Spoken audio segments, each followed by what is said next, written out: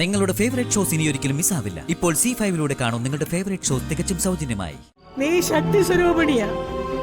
ഈ ചതി ചെയ്തവൻ ആരായാലും അവന്റെ തല പൊട്ടിത്തെറിച്ച് താറുമാറാകുന്ന രീതിയിൽ നീ തന്നെ അവന് പണി കൊടുക്കണം. വന്ദനയുടെ നിരപരാധിത്വം ഞാൻ തെളിയിക്കും. ഇതെന്റെ വാക്കാ. എനിക്കൊന്നും അറിയില്ലായിരുന്നു. ആ നേരത്തെ എനിക്ക് അതേ മാർഗം ഉണ്ടായിരുന്നുള്ളൂ. സോറി വന്ദന.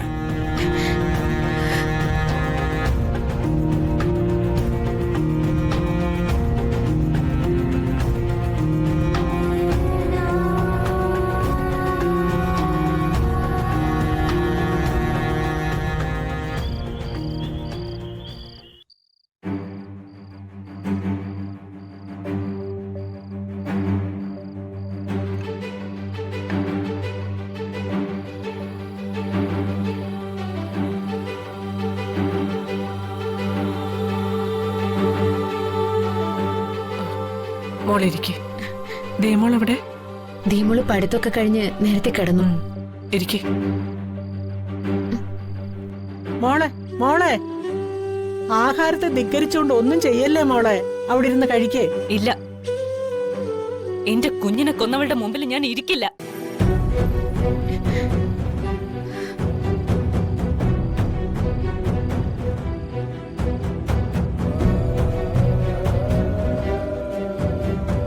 മോളെ, സംഭവിച്ചാലും നമുക്ക് എല്ലാവർക്കും സങ്കടമുണ്ട്.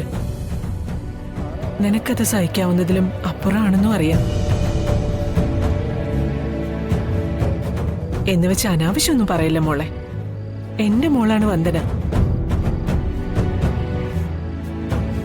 ആർക്കും അറിഞ്ഞുകൊണ്ട് അവൾ ഒരു ദ്രോഹം ചെയ്യില്ല. അവൾ ആരെയും കൊന്നിട്ടുമില്ല. എന്റെ മോളിപ്പോഴും നിരപരാധിയാണെന്ന് എനിക്ക് നല്ല ഉറപ്പുണ്ട്. വന്ദനേച്ചി കൊടുത്ത മരുന്ന് കഴിച്ചാണ് ഹരിതയ്ക്ക് ഇങ്ങനെ സംഭവിച്ചെന്ന് ഡോക്ടർ പറഞ്ഞതല്ലേ.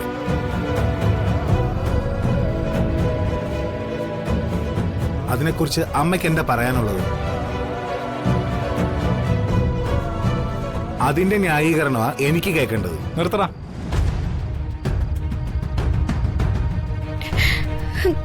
ഒരു പെൺകുട്ടിയെ ഏറ്റെടുത്ത് ചെല്ലും ചെലവും കൊടുത്ത് വളർത്തുന്നവളാ വന്ദന. അതും കോടിക്കണക്കിന് സ്വത്ത് ഉപേക്ഷിച്ചിട്ട്.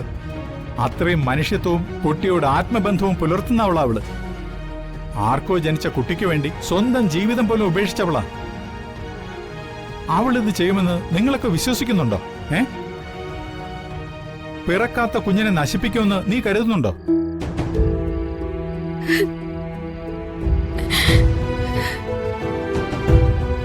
ദിയമോൾക്ക് വേണ്ടി ജീവൻ പോലും കളയാൻ തയ്യാറുള്ളവൾ ഒരു പിഞ്ചു കുഞ്ഞിന്റെ ജീവൻ ഊറ്റിയെടുക്കുമെന്ന് നീ കരുതുന്നുണ്ടോ?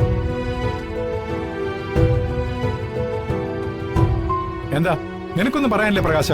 ഭക്ഷണം കഴിക്കുന്ന സമയത്തെങ്കിലും ഒരല്പം സ്വസ്ഥത കിട്ടിയ കൊള്ളായിരുന്നു. ഓ എടാ, എങ്ങനെ കിട്ടാനാടാ? കൊടുത്ത പണമെല്ലാം ധൂർത്തടിച്ച് കളഞ്ഞു.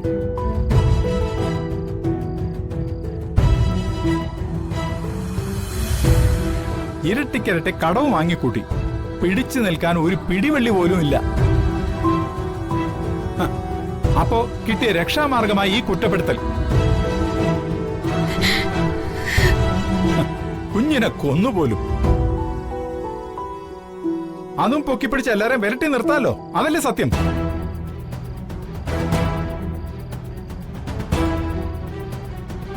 മനോജ്, എന്നെ തല്ലിക്കൊന്നാലും ഈ വീട്ടില് ന്യായീകരണങ്ങളെ ഉണ്ടാവും, വെള്ളപൂശലേ ഉണ്ടാവും. ഈ കൊലച്ചോറ് എനിക്ക് വേണ്ട.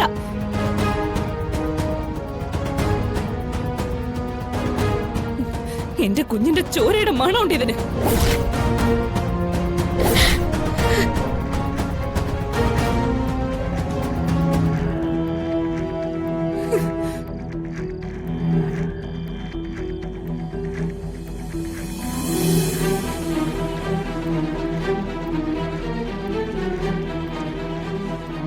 ഇനി ആഹാരം കഴിക്കാൻ എനിക്കും ബുദ്ധിമുട്ടാ. ഞാനും പട്ടിണി കിടന്നോളാം. ഒരു നേരം പട്ടിണി കിടന്നു വെച്ച് ആരും ചത്തുപോകാനൊന്നും പോണില്ല.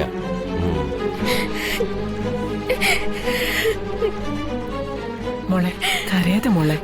ആരൊക്കെ എന്തൊക്കെ പറഞ്ഞാലും നിന്റെ നിരപരാധിത്വം ഞങ്ങൾക്കറിയാം.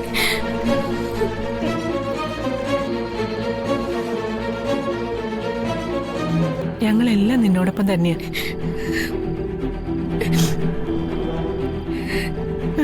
എനിക്കിനി ഒരു തുള്ളി വെള്ളം പോലും ഇറങ്ങില്ല.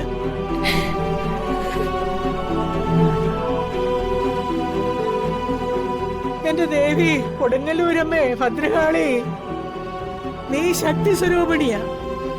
ഈ ചതി ചെയ്തവൻ ആരായാലും അവന്റെ തല പൊട്ടിത്തെറിച്ച് താറുമാറാകുന്ന രീതിയിൽ നീ തന്നെ അവന് പണി കൊടുക്കണം. ആ കിളവി കരുനാക്കെടുത്ത് വളച്ചു കാണും. വീട്ടിലിപ്പോ ഹെൽമെറ്റ് വെച്ച് നടക്കേണ്ട അവസ്ഥയാ. ആരെ ഈ പണ്ടാറവിടെ കൊണ്ട് കെട്ടിയത്? ആ കുരുത്തം കെട്ട ചെക്കന്റെ പണിയോ?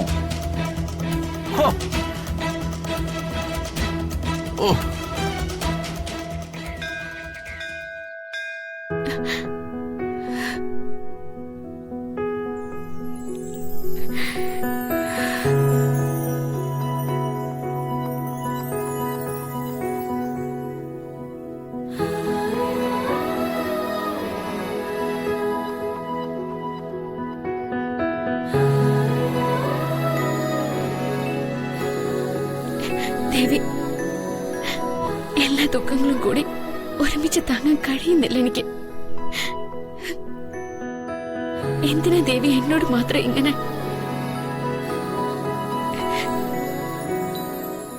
ഇതിനൊക്കെ വേണ്ടി എന്ത് പാപം ഞാൻ ചെയ്തിട്ടുള്ളത്? എല്ലാ സങ്കടത്തിനും പുറമെ ഇപ്പൊ ഒരു താലിമാല കൂടി എന്റെ കഴുത്തിൽ മുറുകയാണ്. ദേവിയുടെ മുന്നിൽ വെച്ചല്ലേ എന്റെ കഴുത്തിൽ ആരോ താലി കെട്ടിയത്.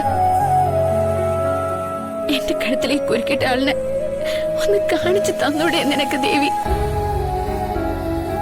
എന്റെ മോളുടെ കഴുത്തിൽ താലി കയറ്റി തരണേന്ന് നൊന്തു പ്രാർത്ഥിച്ചിട്ടുണ്ട്. പക്ഷെ ആ പ്രാർത്ഥനയ്ക്ക് ഇങ്ങനെയായിരിക്കും ഫലം കിട്ടുകയെന്ന് ഞാൻ ഒരിക്കലും പ്രതീക്ഷിച്ചില്ല. ദൈവമേ, കല്യാണം കഴിയാത്ത ഒരു പെണ്ണിന്റെ കഴുത്തിൽ താലിമാലയുണ്ടെന്ന് പുറത്തറിഞ്ഞ് എന്റെ മോളെ എല്ലാവരും പഴിക്കും. അവളെ സമൂഹം പാതാളത്തോളം ചവിട്ടി താക്കും. ആ അവസ്ഥ കൂടി ഉണ്ടാക്കരുതേ ദേവി.